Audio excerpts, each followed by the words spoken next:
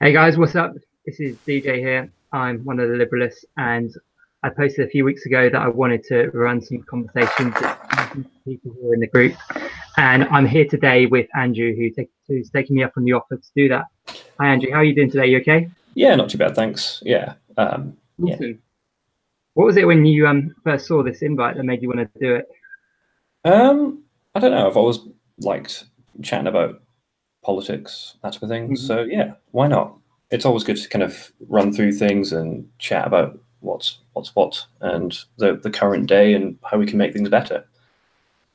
Absolutely, yeah. Yeah. So, is it a kind of desire to get into deep discussions and talk about politics that drew you to liberalism or the liberalist community specifically, or was there something else? I mean, I've always been one of those people that you don't want to mention certain topics around because we'll end up actually having to have a proper conversation about it instead of everyone going, "Oh yeah, that's horrible, isn't it?" Or yeah, I've never been. Yeah, so I'm one of those. Can you give an example of one of those? Um, oh, I mean, right now it's bloody everything, isn't it? Basically, I've realized that like even in my short lifetime, that nuance is like complete nuance is dead. So you'll mention any major topic. So Trump, Yeah, Brexit, yeah, uh, yeah, yeah. just the current state of the country, and people instantly Oh yeah, dive in on. And if you don't join one of their sides, then you're dead to them. I know. Oh, it's horrible. Like, I love what Ben Shapiro says about Donald Trump, and that everybody has basically made up their mind on him already, and no matter what story comes out about him, the people who like him will find a way to say that they like him even more because of what the story is, no matter how bad it is, and the people who dislike him will find a way to say this is just shows how terrible he is, no matter how good the story may be in his favor or anything like that. I loved Says, his quote on Bill Maher. He described himself as Trump sometimes. yeah, yeah, Was I love that yeah, interview as well. it's yeah. I don't agree with. I know I'd be the first to say I don't know.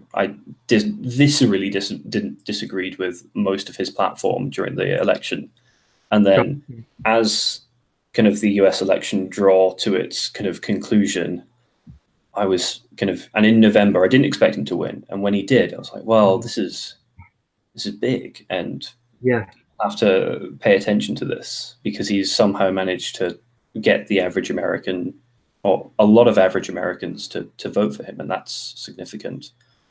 yeah, Um, but I definitely went from the because there was all the way through that campaign, people were saying, "Yeah, he's a racist. He's this. He's that. He's that," and there was some well, evidence for he's that. going to win because But he's a TV personality who knows nothing about politics. And even if yeah, he, even if he, even if he isn't all these evil things that these people say about him, he's still the only person out of all of the Republican candidates who knows nothing about politics. So and it it seems. yeah it goes to show how bad the Democrats were. Oh They yeah, like I don't think Trump won so much as he didn't lose.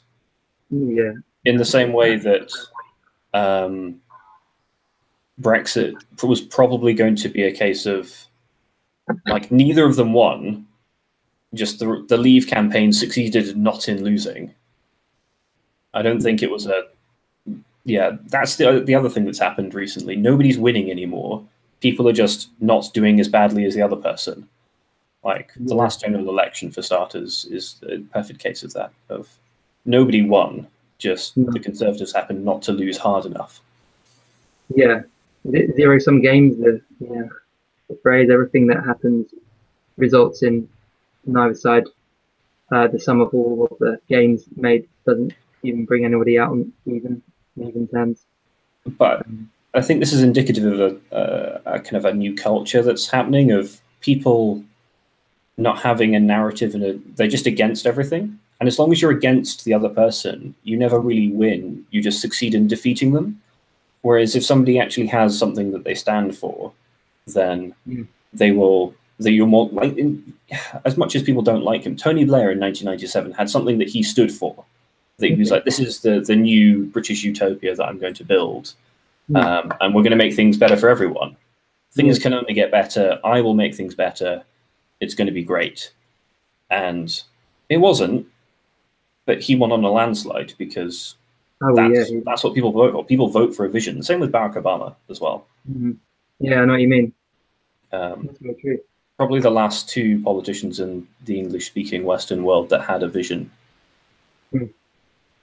Yeah, that's a very good point. I've never thought about like that before. Were you part of? Would you say you were part of New Labour before things kind of went south then? You kind of, what do you say when people ask you what your political views are? Are there any political parties that you identify with? I've moved all over the political campus. Back in like 2008, 2010, I was one of the people. Again, this probably gives me a really bad character reference. But in the like secondary school playground, yeah, we need the Conservatives because we're in a load of debt. You cut out a little bit there again. It was a case of, we need the Conservatives because we're in a load of debt. And then like 2 years into austerity, and you had like tuition fees, and all of a sudden I'd kind of swung, and I was doing kind of A-level economics at that point as well. And that kind of swung me back towards the Labour Party because this is terrible. Students are being screwed left, right, and centre. The rest of the country is being screwed left, right, and centre. And then I went to university, discovered kind of not social justice, but more like I used the term feminist to describe myself for the first like 2 years of university. And it was because, well, it was the classic case of going to university, suddenly having kind of this wealth of information and arguments presented, and seeing lots of people being like, yeah, we've got a real problem around women not being represented and being abused and catcalled and all of that. And I've got sympathy for that. And then I think it must have been, I went and did a year out in the middle of my university time. And it must have been over the course of that year, and then maybe my third year, that I began to realize that the tables were turning, well, not turning, but it wasn't just all happiness and sunshine. It wasn't, and that these people who were describing themselves as kind of liberation people were actually just using their ideology to beat another group of people down, and they were going after people, which I think is why an awful lot of people have kind of swung back towards, well, at least away from the left, as they've seen this incredibly toxic environment appear for anyone who says, I think there might be some nuance there. It's anyone who, you see it all the time right now with kind of anyone who's a biological essentialist, anyone who thinks there's just two genders, and they're suddenly person non grata and will be taken out. I want to understand a little bit more about that journey. You ended up. What was it that changed your mind specifically? Like, at what point did you think, like, this is it? This kind of feminism thing isn't working for me? It's not that it wasn't working for me. It's just I realized that I disagreed with the people. It's one of those moments when you look around yourself and you like, I disagree with you on basically everything. Like we both agree that yes, there could be a bit more representation. When I realized I was meritocratic and not dogmatic, I was like, oh yeah, people should. And that was my point originally, was why I called myself a feminist, I suppose, was like, people should be employed on the basis of their skills and abilities. And if they aren't, then we need to do something to sort this out. So, but then I realized that I was also in a group of people, or siding with a group of people that agreed in quotas, that's quotas aren't meritocratic. That isn't giving people the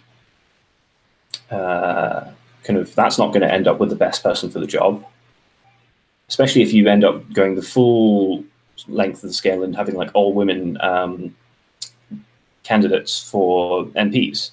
Like, no, you're just shutting out 50% of your potential candidate pool, and that's anti-democratic. You're preventing your local constituency potentially, or your local party potentially choosing the person they want to represent them. and that's really bad. In a kind of glib way of putting that, but yeah. So it was So a yeah, slow awakening. It would say that you stayed the same, but you noticed the attitudes of the people around you changing, and suddenly you decided this is not something that I'm comfortable with at all, and this has changed from what I've felt the whole time. yeah. So you changed at all over that time? I mean, I think I've become slightly more kind of not socially conservative, but like Yeah, yeah, I've probably become slightly more socially conservative, but I don't think that's kind of. I think that's more of a growing old thing as opposed to like a direct political movement. I think I've become slightly more kind of pro freedom of speech as well. My university was the Rees-Mogg incident that happened a couple of months ago. Seeing that in your own university and seeing people stand up and try and shout down a speaker is like, oh, okay, great. It's great to know that we have those people also here. Diversity of thought is brilliant, but you're currently curtailing that, so can you pipe down? Yeah, absolutely. So what is it that you're studying, and what are you doing at the moment in life? So I've just finished studying, thankfully, but I'm kind of going into engineering now. So that's my jam. I've always been a kind of problem solver. That's kind of how I approach most things in life. Is, oh, we have a problem here. How do we implement new ideas and policies to improve that situation? So this is often where I come into conflict with people who are just, oh, we need to do it like this because it will make everything better straight away. And like, well, yeah, fair enough, it may make things better tomorrow, but is it going to make everything better in a year's time or 10 years time? Is this sustainable long term, which is so often not the case. Yeah, I went to university quite a few years ago now, but the universities and the environment there, the students get somewhat of a bad reputation among based on videos that are often uploaded and seeing social justice warriors everywhere all over campus. How bad would you say the issue is on your campus? Obviously, you mentioned the Jacob Rees-Mogg incident. Have you seen much else of that, or was that an isolated incident? I suppose it's probably it eased off a bit for a while. In my first couple of years, there was a big kind of. Have you heard of the BDS movement? BDS. Boycott, divest, and sanction movement. Basically, it's an anti-Israel movement where they want to boycott, divest, and sanction Israeli goods. Oh, wow. This got pushed through in my first year, and I didn't kind of let it wash over me then, but now and it was also a year where we had a massive protest against. My university has a big exposition center, and a lot of the local defense industry has an expo there every year, and they protested that quite violently, not violently, but aggressively, and I kind of shrugged it off then. But then this year, we had a campaign run by our students' union called "Why is my curriculum white?" And this kind of perked my ears up. Sorry, one sec. Yeah. I missed a little bit of that. That's off the stream. I don't know if you said it, but sorry, could you repeat that last bit? So we had my student union began to run a campaign called "Why is my curriculum white?" And this kind of instantly perks up your ears because you go, hang on a second, I'm an engineer. My curriculum isn't a color. Like, physics is physics no matter where you are in the world. Science and the practice of and measuring things is the way it is. Like, you can't like, it didn't make any sense to me from that perspective, because I was learning at the time like Japanese management theory alongside classic physics that had been discovered by British scientists. Engineering doesn't care who you are. It just cares about whether you're ideas get results, and the bad ideas die, and the good ideas eventually win through. So it was really weird going and then watching people from the history department or start advocating for our history lecturers or the history lecturers in their department to be selected on the basis of race. Like, oh, that's not going to make things more equal. That's just going to mean that everyone who's currently there wants to keep hold of their job because they know if they're going to get fired, and this is happening everywhere, then they don't have a chance if they go. And hiring people on the basis purely of their race was, I just find that really an uncomfortable suggestion. Yeah. I just want to get an idea of the scale of this. I mean, one of the reasons I want to know this, like I said, I went to university quite a few years ago now, and sometimes I do wonder if the what we see on YouTube with all the crazy social justice stories, whether it's I want to know how prevalent it is in our universities, and whether it is just that there's a noisy minority, or if it's like at universities everywhere there is a very prevalent and very very well-known presence like this. I mean, would you say that the scale of this social justice warrior movement is quite significant? You touched on it there. It's a kind of a small minority, I think. It's worth bearing in mind that if people see blankety blank student union or SOAS student union or something like this, most student union elections get maybe a 5 to 10% turnout amongst their student populations. So even if a university like mine's got like 25,000 students, maybe 5,000 of them will, at absolute best, will have voted. And even then, half of that will have probably only voted for the most extreme candidate. So student unions are not representative of the students they claim to represent. They're not staffed by people who represent them. They're not, the elected officers, more often than not, aren't people that represent them. It more often than not is a very small minority of like maybe only hundreds of people in a university of thousands. Like a small clique of people who are electing each other and keeping themselves in power almost in some way. Yes, and it's more often than not, if they have that kind of power base of maybe a couple of hundred people, that's enough to generate enough votes come election time. So then voting every time around. Yeah. So, and then they often will, once they've been a sabbatical officer for 2 years, will then almost appoint / recommend their friend as vote for this guy next time. And at that point, they've got 2 years worth of face time because they're being paid to represent students. So that means their face gets plastered everywhere. They have that brand recognition. And then they just, here is my friend. Please vote for this person. More often than not, they're not that organized. So, people change through these positions. So one student union can go from being very hard left to being normal again in the space of a couple of years. Whereas it can, in some places where people are more organized, a level of politics will develop and they'll be self-sustaining. Okay. Have you ever looked at running for any of these positions, or do you get involved in the schemes or anything like that?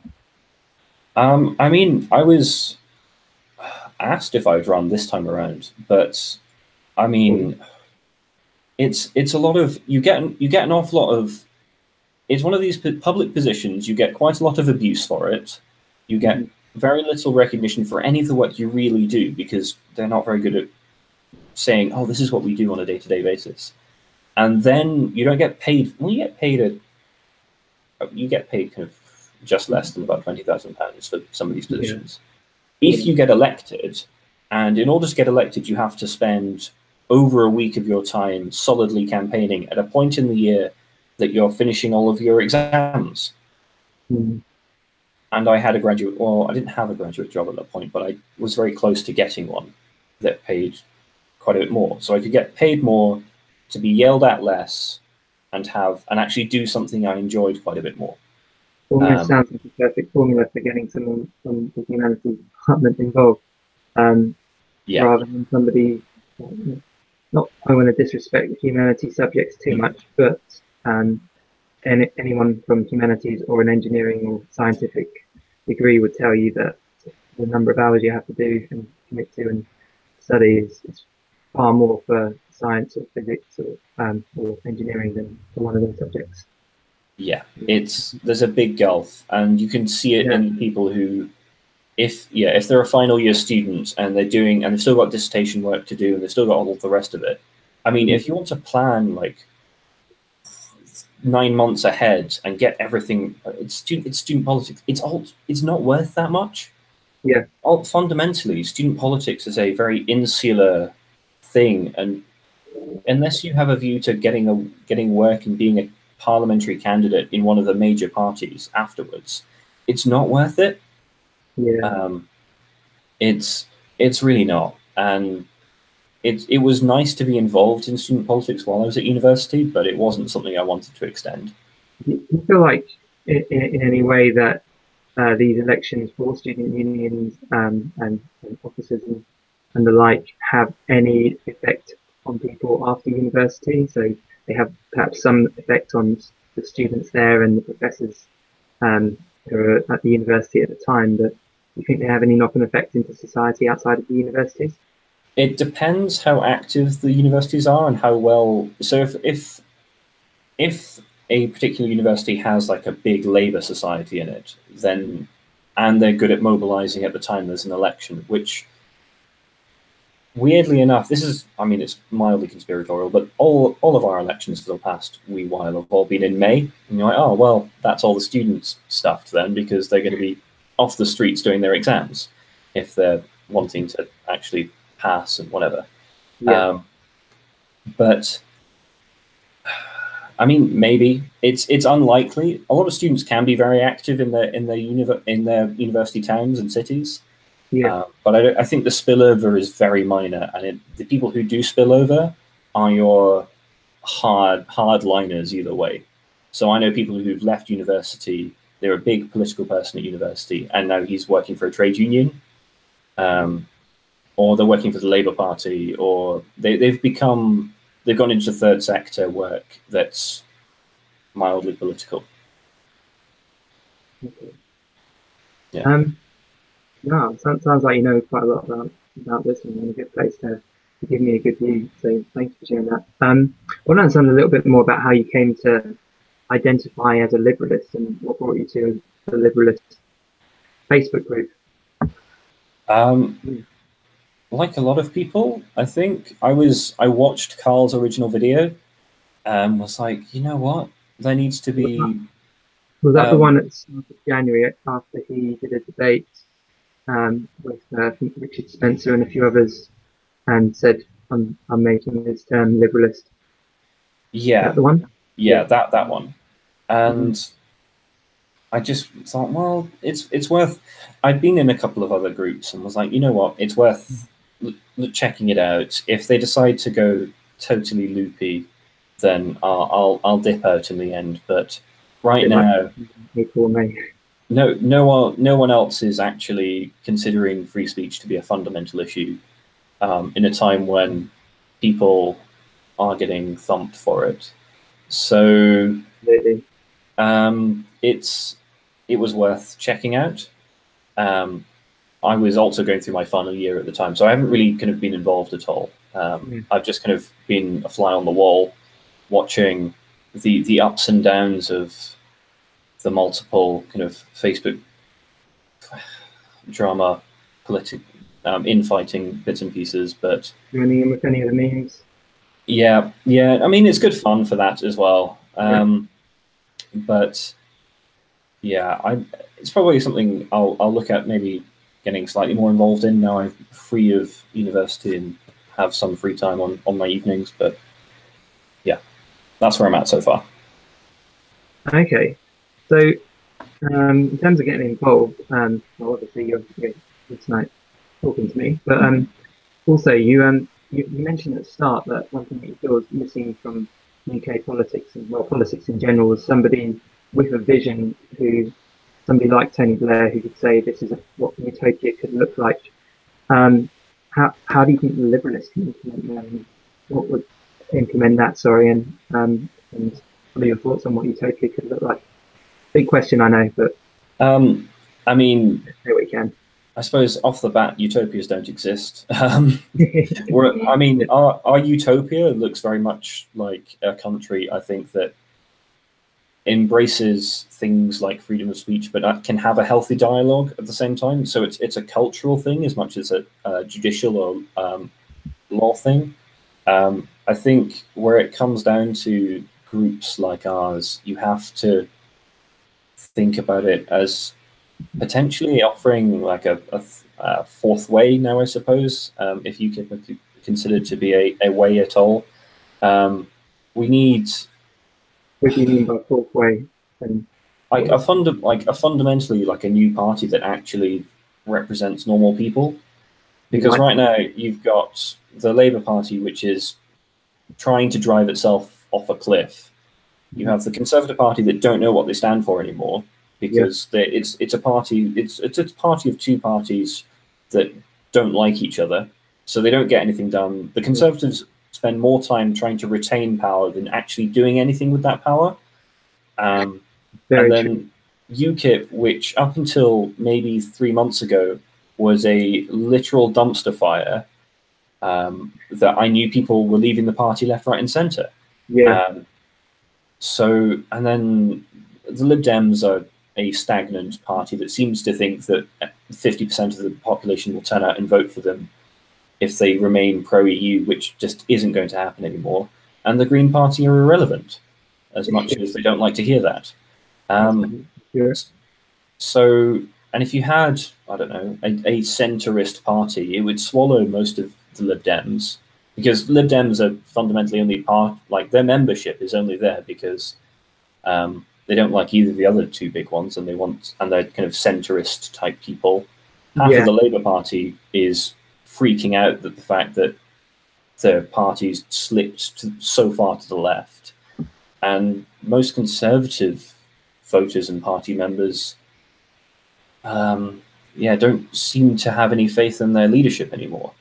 So we're witnessing a decline of all of our parties. We're witnessing the slow death of all of our parties, but because all of them are dying at approximately the same rate, it looks like everything is normal. If there was a resurgent party in the middle, it could take all of them out in a scary way. And do you think that's something, that's a gap that the Liberalists could potentially fill? Or you think we could eventually get a political party out of what's currently just a Facebook group and YouTube videos? I don't know. This is where the rub comes, because in order to get there, you have to put in. It would be a case of a lot of people putting in an awful lot of hard work, and we would need to end an awful lot of the really petty infighting. But at the same time, I've had this conversation with a lot of people on the Discord, and they say, "Oh, well, we should just go and support the parties that believe in our ideals." And to a lot of them, that means going and joining UKIP. And while I have some sympathy for that position, I just don't think. I think people that are joining UKIP now are joining out of desperation rather than a belief that they'll actually do something. So I don't know. Making a new party is incredibly difficult, but has the potential to take off like nothing else. Just look at kind of En Marche in France, or Podemos in Spain. There's an awful lot of parties that have appeared in the space of a couple of years and gone to take in either like Macron to the presidency, or they've taken 20% of the vote in an election 9 months after being created. So it's you can generate an awful lot of momentum if you appear with the right ideas at the right time in the right way, and with a message that is packaged in such a way that normal people understand, which means, sadly, to those in the corner creating lots and lots of memes, maybe less memes, or at least memes in their place. but the student votes. yeah. Yeah, that's that was actually really inspiring. Like that, you definitely know a lot about European politics, and um, those are some really good points. Like if if it is possible that we can make a political party out of this, and it was to get a 20% ish cut of the vote, then there's no limit to what this could do. It's almost quite scary and very exciting in some ways. Um, just before we close up, Mm. on joining the Liberalist not a party yet, but maybe one day. Hmm. On joining the Liberalist community, we got asked a number of questions: what liberalism means to you, and what you think the three biggest issues facing the UK are at the moment, and the current state of the UK. I can't remember all the questions exactly, but they're somewhere along those lines. Just I was wondering if you could talk like on any of those questions, or just what what the liberalism group means to you, and yeah, about what three things you think are the biggest issues facing the UK at the moment that made you want to join this group. I suppose we'll start with kind of what does liberalism mean to me?